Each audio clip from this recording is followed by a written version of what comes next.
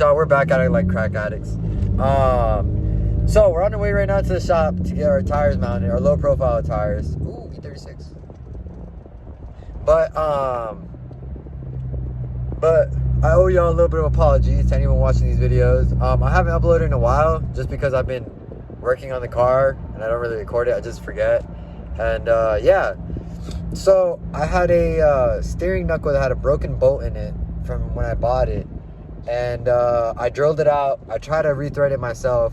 My kit wasn't good enough, so I took it to GR where we're gonna get the tires mounted. And shout out my boy Alex. He came through and rethreaded it, and all the way through almost. And then right at the little bit of the end, it snapped his bit. So he says it should be fine. I think it's gonna be fine. So I put it back together. I'm waiting on another piece for a bushing for the control arm. That's coming in. I have a polyurethane one coming in. And yeah. So everything is coming along together pretty quickly and nicely. I'm still waiting for some more parts. And it should be registered pretty soon.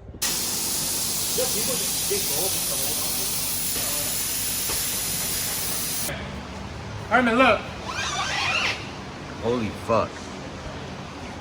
Dude, holy fuck. That shit's actually gonna be on the floor.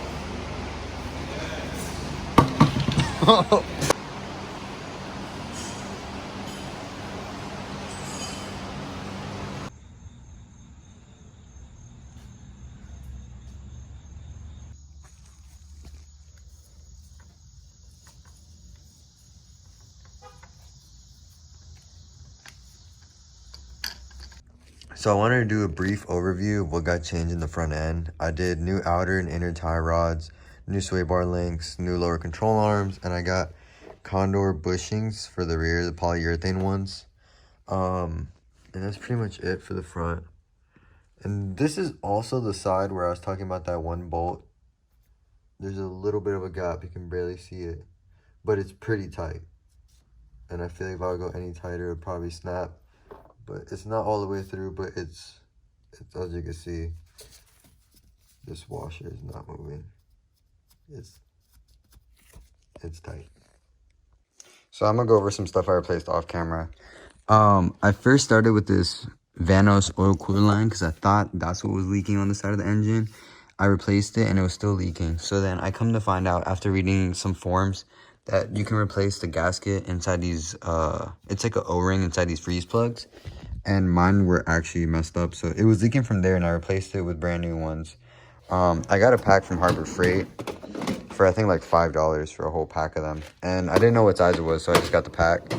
I replaced it and then it was still leaking a little bit from the bottom side, from the back side of it. So it wasn't coming from the freeze plugs or this. So I decided to get a oil filter housing gasket from FCP Euro.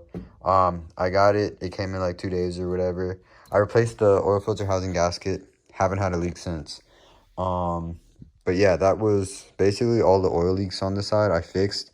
And another issue I had was more towards the Weebo. So I was stuck on this Weebo for a couple of days. I couldn't get it off. I had all the bolts out, but I had the heat shield stuck in between the drive shaft and the body. It was just pinched under, and I actually had some friends come through and they helped me out get it. It was really messed up, and yeah, it was just all chewed up. So replaced that. And this is for my selector.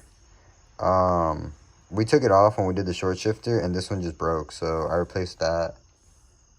And that's about it. This is all I've been doing. I'm still waiting on car parts. But yeah, this is what I've been up to recently. Another thing I got was my blast pipes finally came in.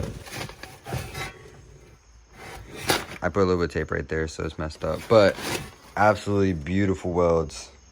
Shout out to Able Fab. Love it. Can't wait to put it on. That's his Instagram right there. Absolutely love his stuff.